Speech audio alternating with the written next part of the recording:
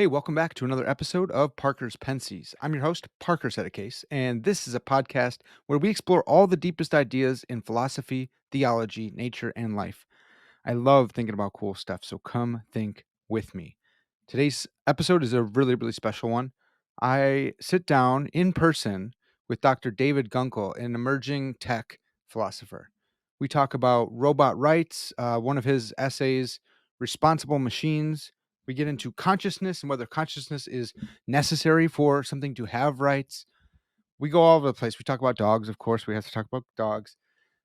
If you guys like this podcast, if you like in-person episodes like the one you're about to watch, then please consider becoming a Patreon patron. You can find the link in the description to support the podcast, to keep these lights on, to help with my travel expenses. You can also join my YouTube members page. So you check that out if you're watching on YouTube. Just click join, and it'll give you a bunch of options and show you a bunch of perks that you can get for joining my team there. Another way to support the podcast is to support me on GoFundMe. Right now, I'm doing a GoFundMe for my travel expenses to get down to Florida for MindFest. I've been invited by Dr. Susan Schneider, who's been on the podcast to talk about artificial intelligence. I've been invited by her to go down to the Center for the Future Mind, their conference called MindFest. And there's going to be all sorts of philosophers of mind, AI researchers and theorists, neuroscientists, all sorts of people talking about the mind. If you guys like this kind of stuff, if you like in-person ones, consider supporting me on GoFundMe, helping me get down there, paying for travel expenses, and then bringing back a lot of good content for you guys. Well, without further ado, though, let's get into the conversation with Dr. David Gunkel. All right. Well, I'm here with Dr. Gunkel in his office here at NIU, and I'm really excited. Today, we're going to be talking about robots, robot ethics, responsibility, all sorts of fun robot stuff. So I'm really excited for it. Dr. Gunkel, thanks so much for making some time for us here. Yeah, thanks for having me come by. Yeah. Before we jump into like your specific work, I just want to know, how'd you get into philosophy and robots in the first place? So this is kind of my plan B. Okay. My plan A, my initial plan was to become an astronaut. And so I went to the Naval Academy and tried to get myself in the cockpit of the space shuttle. But a little medical problem made that inaccessible to me. And I had to sort of reinvent my career trajectory. And since I had a background in things science fiction related and, NASA oriented, it just seemed that emerging technology and so the big questions surrounding it were, sort of good territory to explore. Yeah. So what did you end up doing your dissertation on? I did my dissertation on Hegel, a German philosopher of the 19th century. So it's not necessarily very 21st century oriented, but the exercise of doing that, I think, was important for building my skills. That was at DePaul, right? Yeah, that was at DePaul. Okay, nice. And I didn't know this till recently. I'm studying to be... Well, I'm studying analytic philosophy. I'm in the analytic tradition. And we had a philosophy of tech class last semester, and just seeing Heidegger. It's like a lot more on the continental side. I was really fascinated. I just want to be a philosopher, so whoever, if it's Heidegger, if it's the analytics, I don't really care. But I was really fascinated to see how much Heidegger had influenced the philosophy of technology. Does that sound right? Yeah, no, it's right. He wrote a really influential essay in the... right after the post-war period, called The Question Concerning Technology. Right. And it's still one of the go-to essays for anybody who engages in the sort of larger philosophical questions of the impact of technology on human existence, on individuals, communities, you name it. Yeah. I had to learn so much new language, like his stuff on like challenging forth versus bringing forth and standing in reserve. And once you get it, it's like, okay, it's starting to make sense. I had read, in preparation for this, your paper, and I can't find the name of the paper right now, but you talked about these different views of technology. You brought up the question concerning technology, and talked about the instrumental definition of tech. Correct. And then there's like the instrumental versus machine morality. Different. Do you remember what paper this is? Yeah, this is a paper I wrote a while ago on how we're sorting a lot of these questions regarding responsibility with advanced artificial intelligence and robotic systems. Yeah. And the instrumental theory has been around at least since Plato. Heidegger names it, Right. but it's been operative well before that time. So it has at least a 2,000-year plus history. Pretty good, yeah. And it's a good way of describing technology because it is this idea that technologies are tools. Mm-hmm. They're instruments that we use. If something goes well with the tool, it's our thing that made it go well. Yeah. If it goes poorly, we're the ones that are responsible. I think we have that very famous phrase, it's a poor carpenter who blames his tools, Yeah, right? I saw that. Yeah, it's good. It's the carpenter and not the saw or the hammer that is the active agent. Yeah. And so that has worked extremely well for hand tools, for industrial processes, even for advanced electronics like the computer. Yeah. Where things get to be a little questionable, or at least we open up what are called responsibility gaps, is when we have devices that are able to make decisions, maybe not autonomously, but at least semi-autonomously, Yeah. and contribute to what the outcomes are. And if that's the case, then this idea of instrumentalism starts to look a little less clear. And the transparency seen through the tool to the operator is muddied by the fact that the algorithm or the AI is introducing some complications in the decision-making process and the actions that are taken. Yeah, it's not just the hammer anymore. The hammer has been designed to do some other stuff, maybe on its own. Right. It's so, we talk about learning algorithms now, and these are just systems that can, by statistically processing and discovering patterns and data, develop their own course of action. Yeah. And when the algorithm develops its own course of action, sometimes the engineers look at the outcome and sort of scratch their head and say, how did that happen? Right. Yeah. This happened with the Go plane AI called AlphaGo. The engineers who built it didn't know how to play the game of Go. They just knew how to set up a neural network, feed it some data, and then watch it beat Lee Sedol in a very famous contest. So in those cases, the question then becomes, well, who's responsible for the outcome, whether it's good or bad? Yeah. Is it Responsible Machines? Is that the name of the paper? It probably is, Okay, yeah. nice. Okay. Yeah, I think you're right. So for everyone, back home, check that out. I'll drop a link in the description to your website, and they can go read that as well. So there's this instrumental view, goes all the way back to Plato, but maybe named by Heidegger. And then that's at odds with the machine morality view. Right. Where it's like, no, these machines are actually moral agents. Can you lay that one out for us? Yeah, so this is a innovation that was developed by Michael and Susan Anderson in around 2006, 2007. And they started to notice that a lot of the ways in which we were resolving or attempting to resolve some of these big questions about morality and responsibility with AI was bumping heads against the instrumental theory. It wasn't quite being satisfactorily worked out. And so they introduced this idea of what they called machine ethics, and sort of proposed that we might need to, for lack of a better description, teach our machines to be ethical, give them a sense of right and wrong so that when they do develop these kinds of decisions, those decisions are something we can count on as being ways of reinforcing our values and not challenging them. Yeah.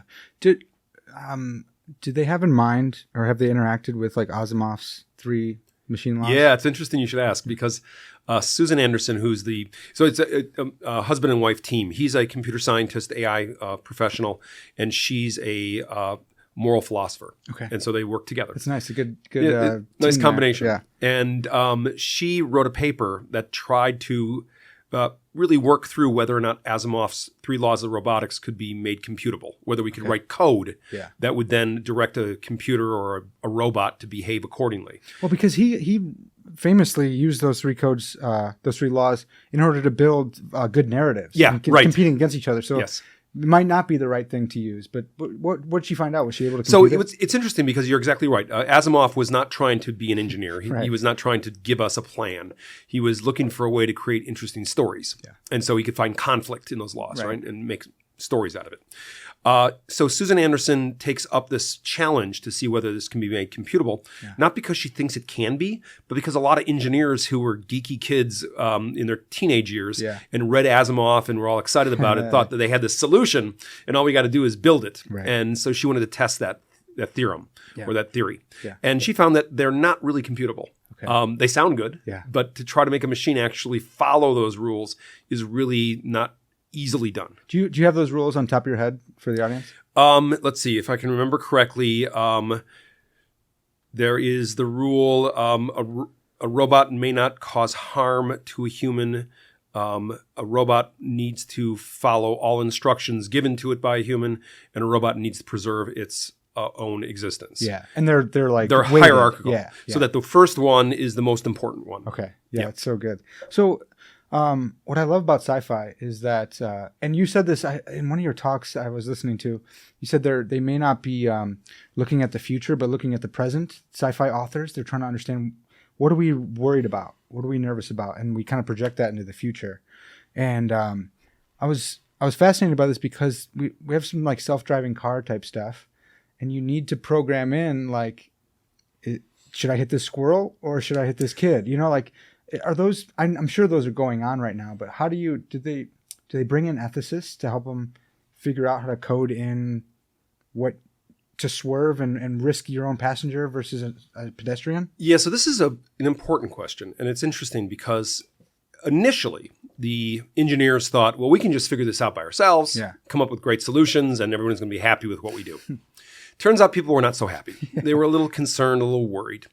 And as a result, there's a beginning to get some traction in the field of AI, this idea that maybe we need to talk to the ethicists. And find out what is right and wrong if we're going to design machines to be social and interactive and take action in our world that has impacts on human beings. So the field of AI ethics really develops out of that need.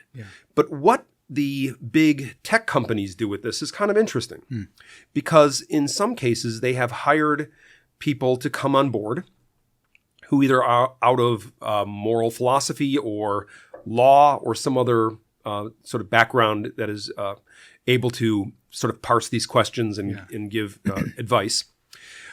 But this has led to two problems. On the one hand, these ethicists who've been hired have often pushed back against some of the things the company has proposed and have been very infamously fired as a result of it. And there's been a number of these instances in the past where people have been very vocal about some technology that they were concerned about, and they were summarily dismissed by the organization for whom they worked. It's bad for the bottom line. It's bad for the bottom line. Let the philosophers in and they're going to philosophize. The other side of the coin is that there is a worry that the hiring of people to do ethics at the level of the corporation is what we did with ethics with regards to environmentalism. So just like we had greenwashing, where we tried to have companies get out in front of regulation by saying, oh, don't worry about this. We're on it. We got ethicists about the environment and we're going to be very good citizens and you can just leave us alone.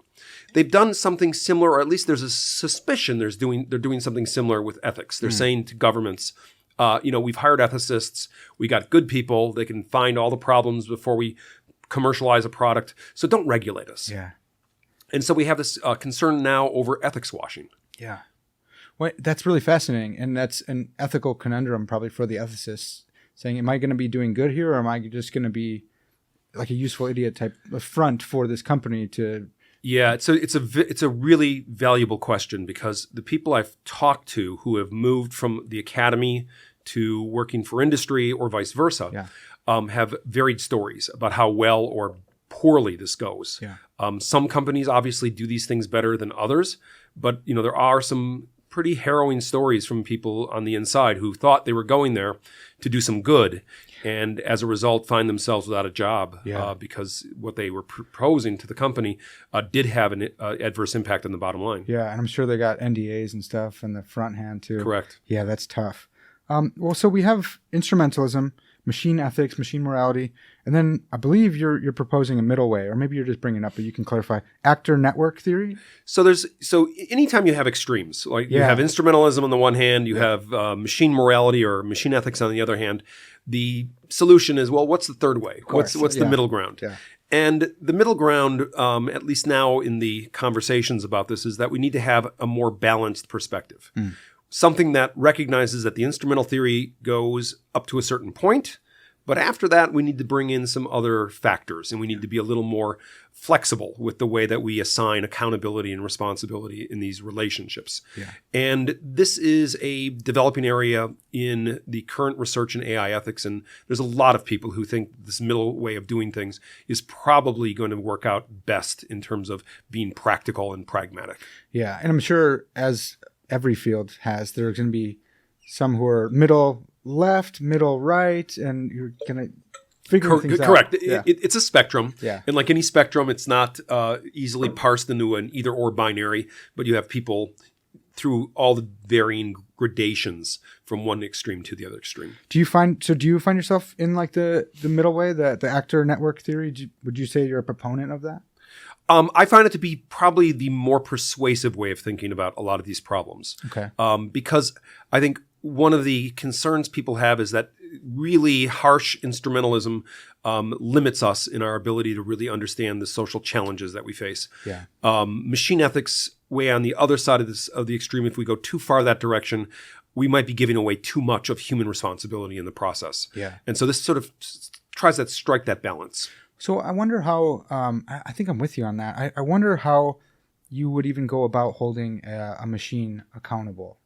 And maybe that accountability is a totally different question, but you have a self-driving car and I don't know, maybe you code in like a machine learning type program.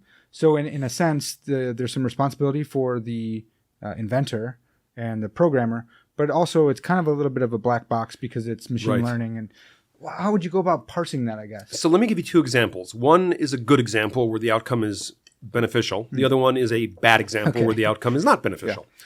So the good example is AlphaGo. Yeah. So DeepMind, which is a Google subsidiary, built this Go playing algorithm that was designed to play the game of Chinese checkers, or chess, as called Go. Just to give you an idea of how complex that game is, it is estimated there are more moves in a single game of Go than there are atoms in the universe. That's insane. That's a lot of variables to manage. Yeah.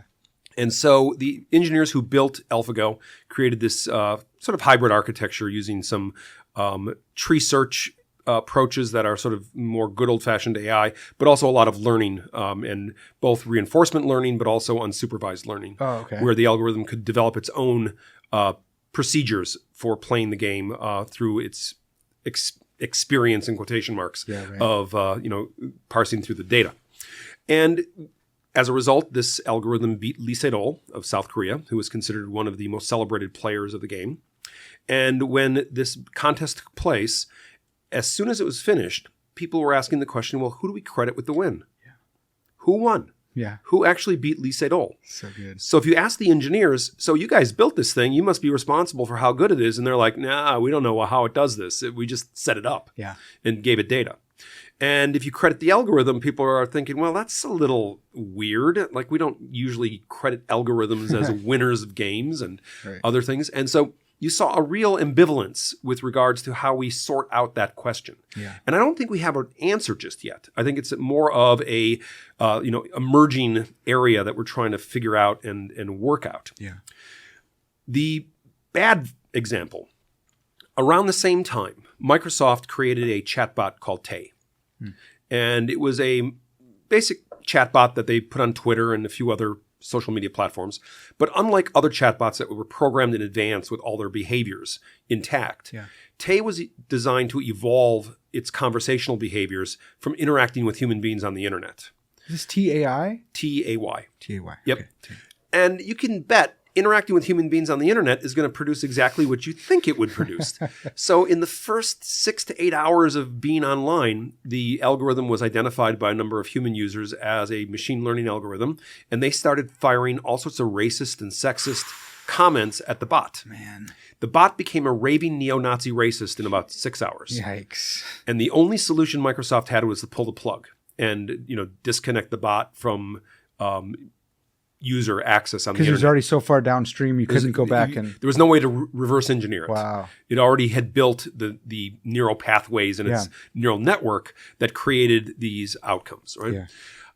Now, as soon as that happened, someone said, well, okay, who's responsible for the hate speech? I mean, this is absolutely horrendous. Yeah. Someone needs to be held accountable for this bot doing this terrible behavior on the internet, and who do we hold responsible? The initial sort of knee-jerk reaction of the people at Microsoft was to blame the victim. They said, oh, it's not our fault. It's your fault. You taught the bot. You being this small group public, of yeah. users. But, Yeah. they turned it around and said, it's not our problem. It's your problem on the internet. You guys did this. Yeah. About 2 days later, Peter Lee, who's the Microsoft VP for research, was a little more contrite, but not quite. He wrote a blog post that said, "We're sorry for the unanticipated outcome." Yeah.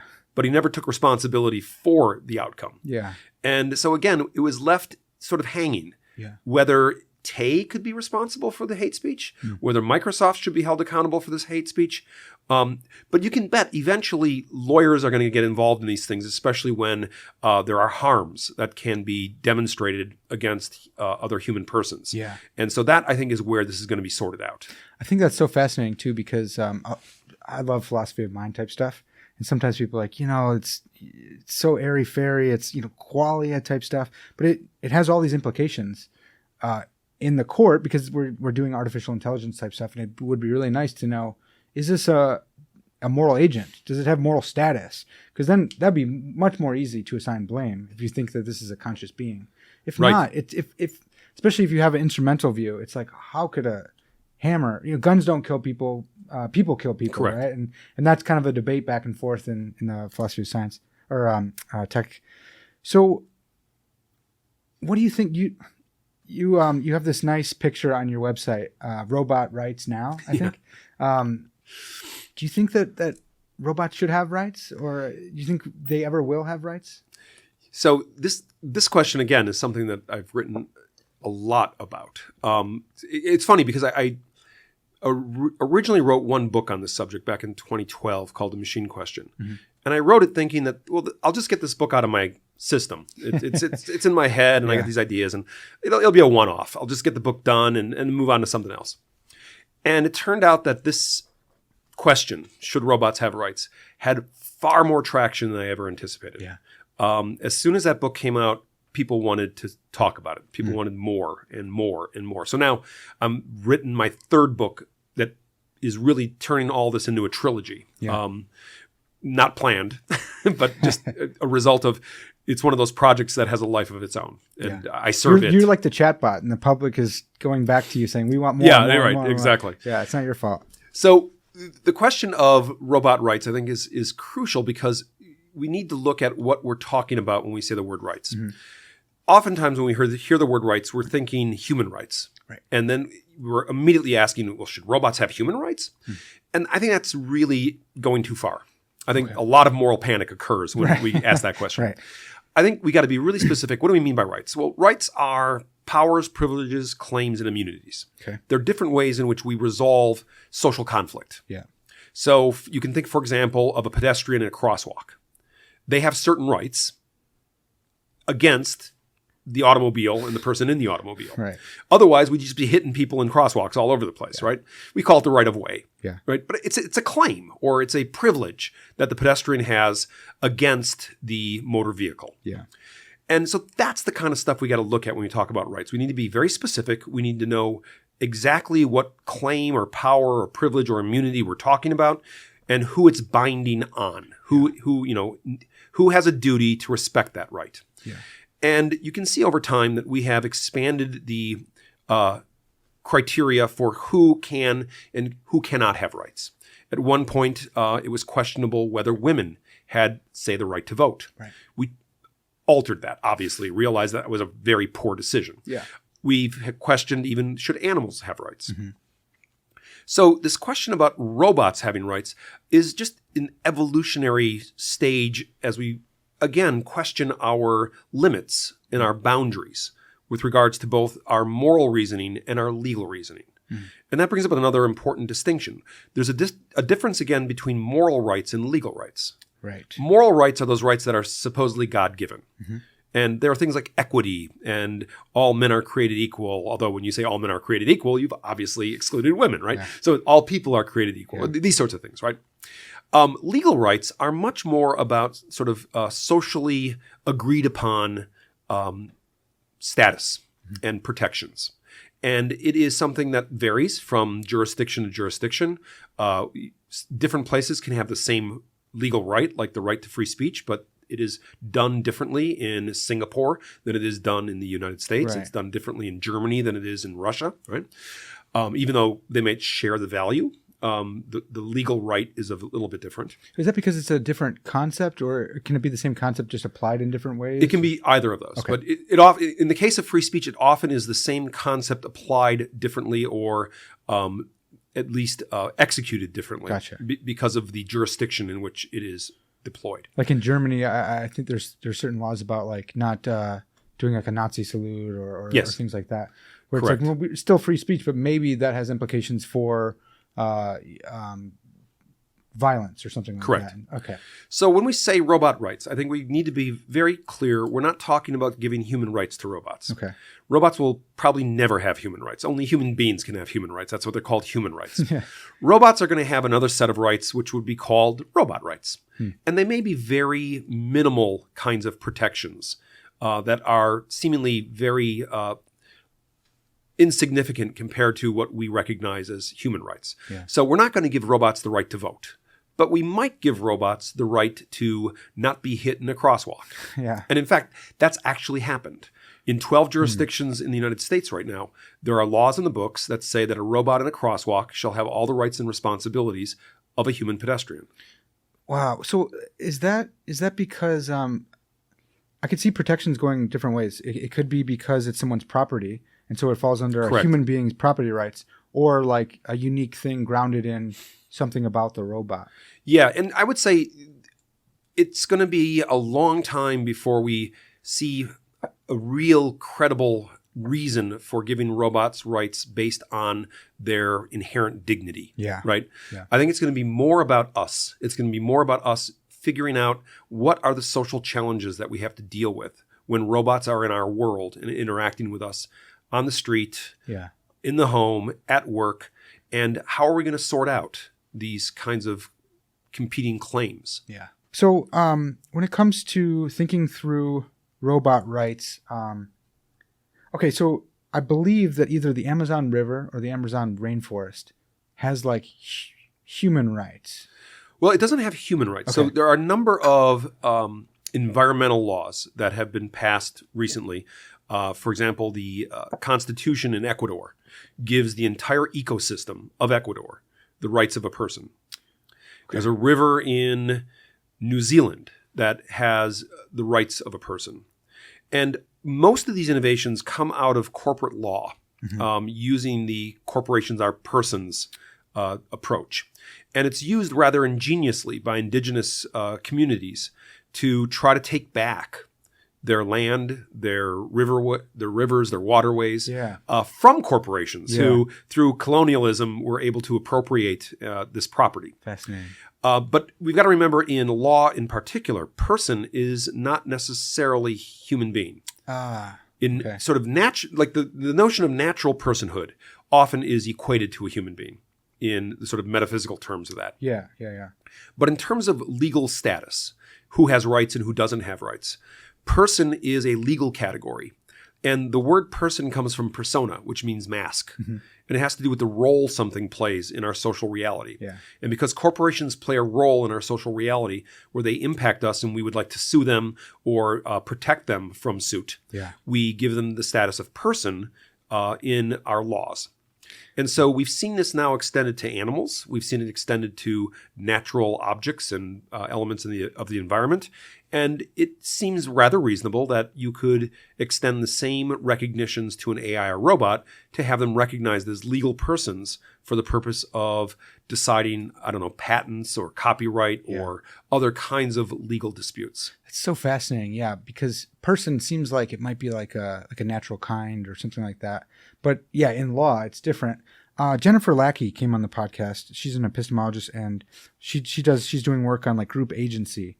And it's a similar type thing where the corporation might, all the constituent persons of the corporation might be able to pass blame to the corporation, sue the corporation, but not me.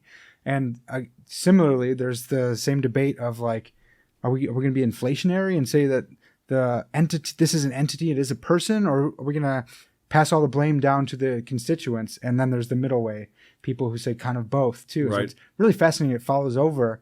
I wonder, so we make this river a person, or you make it a legal person. It'd be silly to say like the river drowned some person. Correct. Right? Like, So in the case of the natural environment, most of these laws are passed in order to protect the environment from exploitation. Yeah. Okay. So it's more about the rights than it is the responsibilities. Interesting. Okay, so rights, you can have rights without responsibilities. Yeah, these things can be separated. Apart. Yeah. So you can think, for example, in animal rights, we might give a dog a right not to be abused or tortured. Yeah. But if the dog bites the postman, we're not going to hold it morally culpable for attacking the postman. Don't we have to put him down though? Isn't that? We hold the owner responsible in that case. Okay. So why would we put the dog down? It has to do with destroying the property, because dogs are considered property legally. Okay. As a way of resolving the dispute. Okay. I feel like most people don't think about it that way. That's like the legal way of doing it. That's Correct. what's legally happening. Most people are like, most people think of, kill that dog because it's a bad dog. I mean, even in the case of dogs that we like, the dog is really a good example of how things change over time. Yeah. For, most of human history, dogs were considered a tool, an instrument for hunting, for herding, for doing work. Yeah. And we treated them as property, not persons. Mm-hmm. And in fact, the distinction person versus property is, again, a very old binary distinction going back to the Institutes of a Roman jurist named Gaius, who said there are two elements in the law. We have persons and things, persons and property. So dogs were always on the side of things. They were property.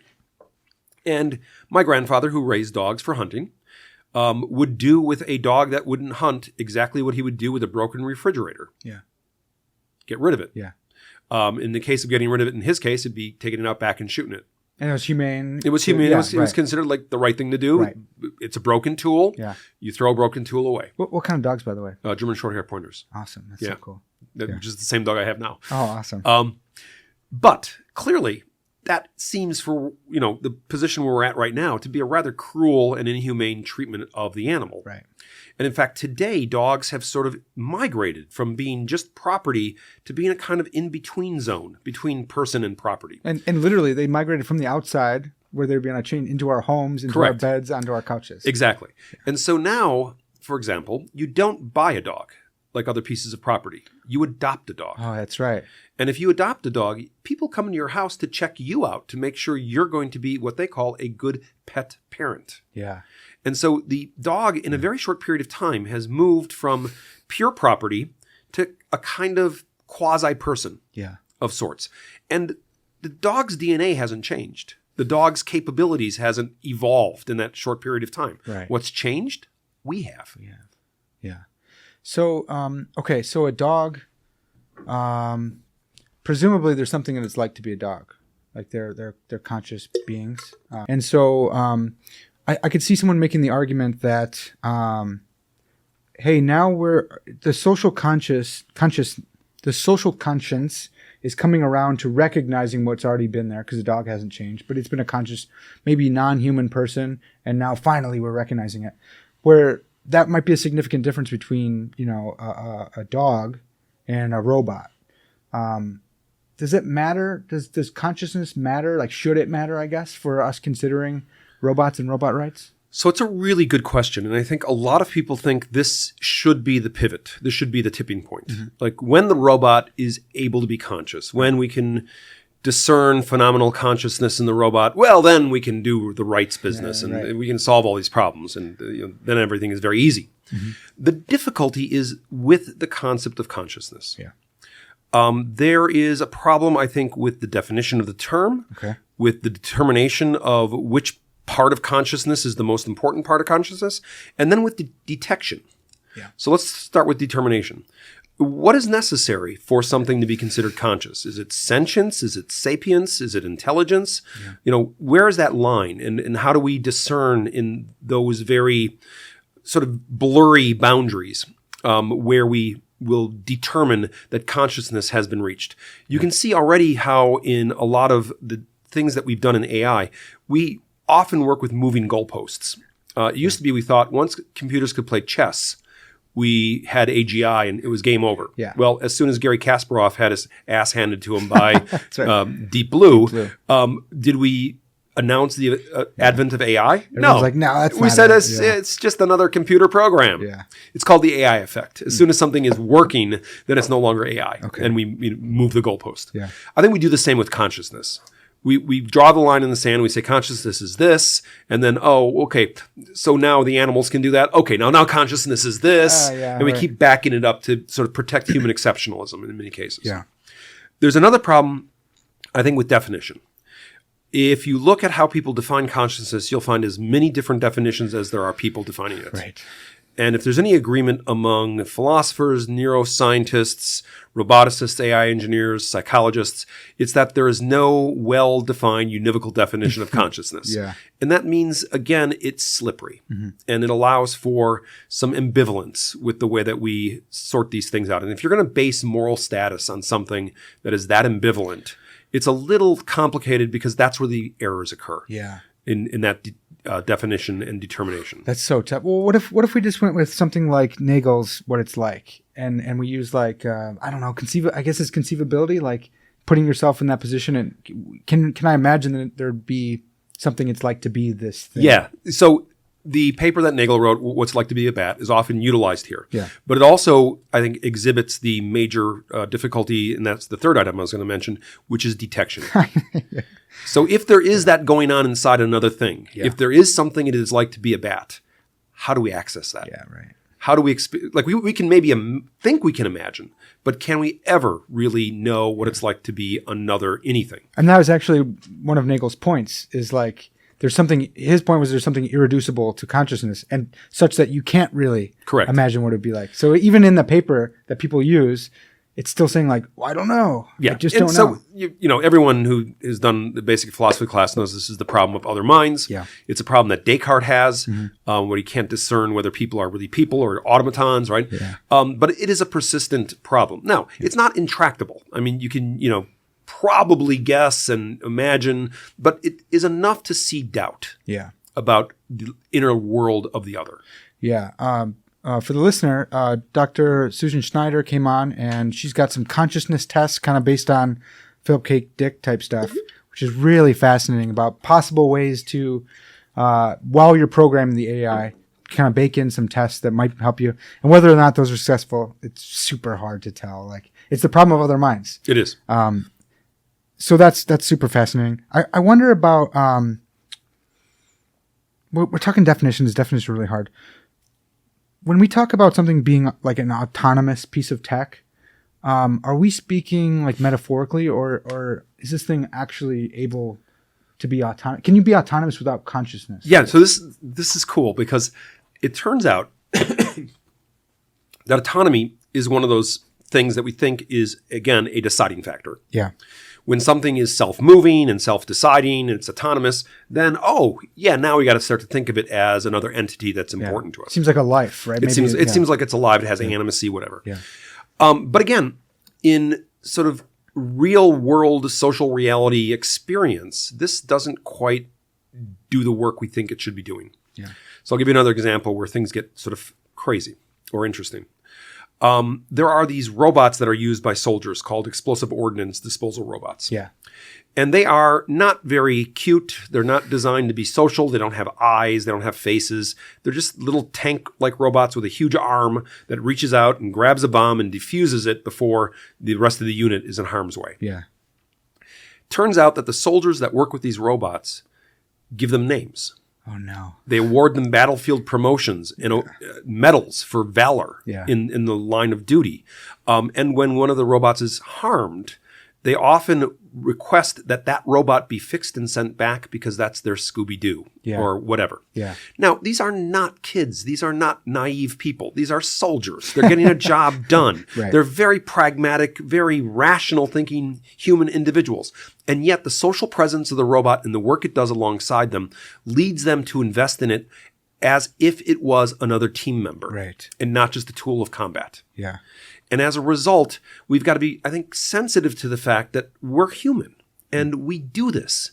And we can't just tell people, stop anthropomorphizing, stop doing this.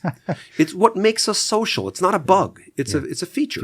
But we've got to learn how to manage the feature. And I think that's something that we're only now realizing is crucial for integrating these devices into our social reality. Yeah. Oh, so that's fascinating. Lex Friedman is a super famous, podcaster and stuff like that. He did this experiment where he brought a bunch of Roombas into his home, and he programmed them to say "ouch" when they bump into stuff. Yeah. And it really messed with them. And he had to like stop the thing because they keep saying "ouch." I wonder, if that is like hacking into something built into us that's for good, so we recognize agency in little infants or something. Is there? I don't want to like mess with our DNA or anything, but that seems like too far. The soldiers seem like that seems good, but being having feelings for a Roomba that you just programmed, there's nothing. It's like that seems like too far. What do we do with that? So I think probably one way to account for it is that we're really early on in the process of dealing with these things in our social world, right? Yeah. And over time, we may develop better sensitivity to the range of differences that are presented to us. Okay. But I do think we need to be careful in the process to respect our values and to know that, if these things like the robot or the Roomba bumping around and saying "ouch" is going to happen, then maybe don't program the Roomba to say "ouch." That's right. There may be ways that we can be a little attentive to the mechanisms of this. That's why I think it's really about not stopping anthropomorphism, but managing it effectively. Yeah, that's good. So something that really freaks me out lately is like autonomous weapons. And I heard that China said they're going to start using it, and from what I hear, I'm not super in the loop, but the states have said we're going to do that as well. Do you think it'd be more dangerous? So let's just say that you could make AGI. Would it be more dangerous to have AGI weapons or autonomous dumb weapons?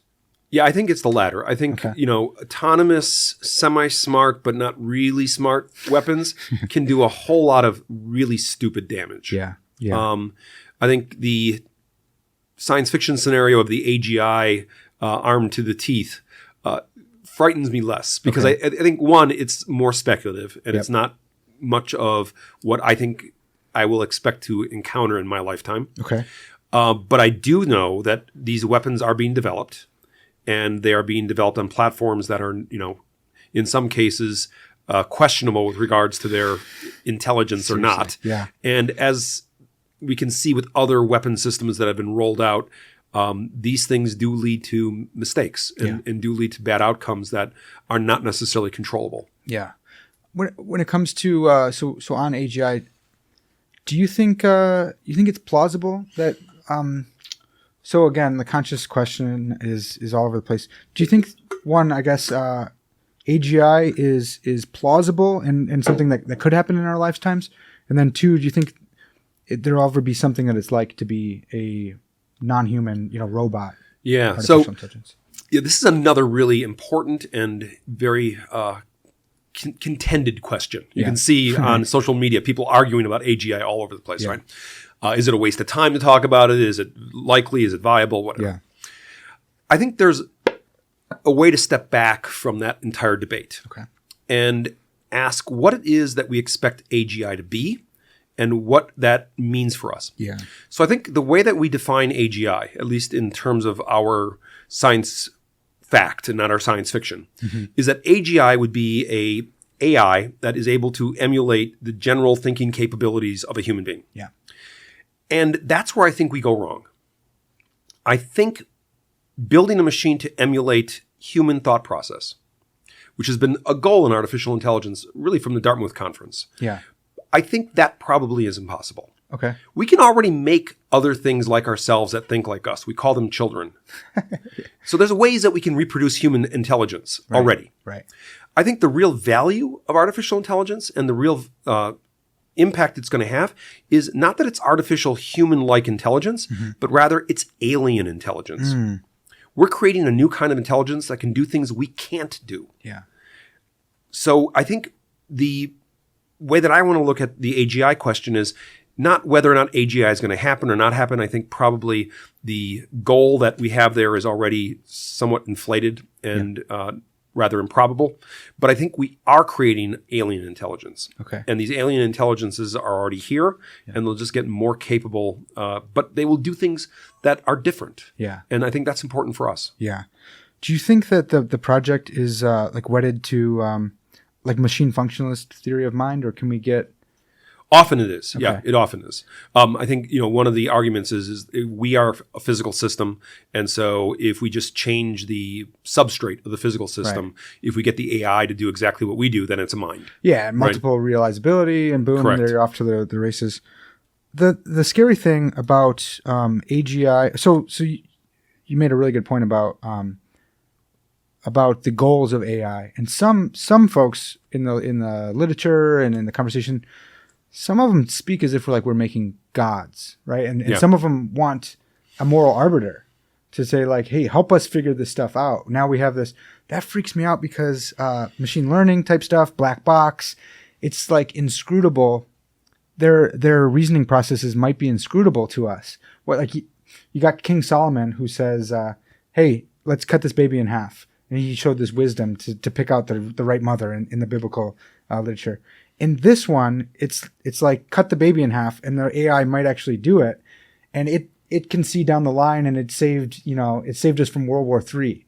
Mm-hmm. And you're like, why did you do that? What the heck? But it's inscrutable because it's so beyond us, or because it's a black box, or because it thinks differently.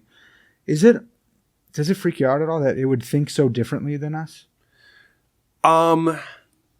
No, because I think the realm in which it thinks differently is a realm that is not necessarily where we operate. So in terms of some of the things that AI is able to do currently, where I think the alien intelligence is very useful, NASA gathers all this data from its telescopes. Yeah. And the AI is able to parse through that data and find and discover patterns in that data that may be significant, that no human being could ever handle because it's just too much data to process. Yeah. Same with detecting cancers. Some AIs are much better at detecting the occurrence of cancer in various diagnostic tools. Yeah. So I think we're looking at a situation where whenever we're dealing with beyond human capabilities, the AI may actually fill the gap and may actually augment our intelligence as opposed to replacing it, as we are often worried. The augmentation, that sounds great. The idea that it makes a chess move and you don't know why it did. You see that it's a good one, but you don't know why. That one freaks me out a little bit. So what's interesting is that as a result of AlphaGo winning at the game of Go, many human players of the game of Go are now using the algorithm's plays to help them retrain their own way of playing the game. Yeah. And so there's a way in which, even if the algorithm won against Lee Sedol, it is also producing new human capabilities and skill. Everyone's better because of it, and everyone is learning new strategies. There was one move in one of the games that was so supposedly bad that people thought the algorithm made a mistake. Like it put one of the pieces in a location, and all the human commentators on it as they're watching the game were saying, "Oh, that looks like a mistake. That looks like a really bad move." Turned out to be the pivotal move that got the algorithm the game. Yeah. And it's because no one has ever made that move before. Yeah. No one has ever tried that. Yeah. That's so fascinating. Well, we're running out of time here, but I wanted to leave the audience with a final question. Are you optimistic? Are you pessimistic? Somewhere in between about AI and robot rights and everything we discussed here. Like, going forward, looking at emerging tech, how are you feeling? So I'm optimistic that we together, and when I say together, I don't mean just Europeans and Americans and the Europeans, Americans, and Chinese, but everyone, globally speaking, are confronting ourselves with some new opportunities and some new challenges. And like previous ones, I think we will rise to the occasion and we will figure things out. It's not going to be easy. Yeah. It's going to be rocky, and there's going to be fits and starts. But I generally am optimistic that we are intelligent enough ourselves to recognize what we value and to assert those values in a way that respect us and that get the best results for the humankind. Yeah. Man, I really hope so. You said you like science fiction. Are you Philip K. Dick fan at all? Oh, yeah. Okay, so he's got this essay or this short story, The Third Variety, about autonomous robots. And they end up killing everyone, and they go to the moon colony, and they're going to go kill them. but the robots start turning on each other. And Philip K. Dick, through his mouthpiece, the last human being, said they smirked because at least the robots are killing each other now too. And it was like this super dark, like Philip K. Dick classic thing. So I'm glad you're optimistic and leaving us with that. I got Do Androids Dream of Electric Sheep tattoo. I'm a big Philip K. Dick head. So I'll leave you guys with a little bit of pessimism from Philip K. Dick and then some optimism from Dr. David Gunkel. Thanks so much for coming on the podcast. Yeah, thanks for having me. It's fun. Where can people find your work? They can find my work on the internet, obviously, at gunkelweb.com. Awesome. All right, folks, go check that out. You can find the link in the description wherever you're at. If you guys like this episode, leave me a like, a comment. Let me know your thoughts. And please go check out Dr. Gunkel's work. Hey, guys, if you liked that episode, please leave me a like and drop a comment. If you don't know what to comment, just drop a little robot emoji down in the comments. That would be huge. And I want to know your thoughts. Like, do you think that robots should have their own type of rights? Should they have human rights? If they're conscious beings like us, ought we give them human rights? And should we even go about making those type of AGI things anyways?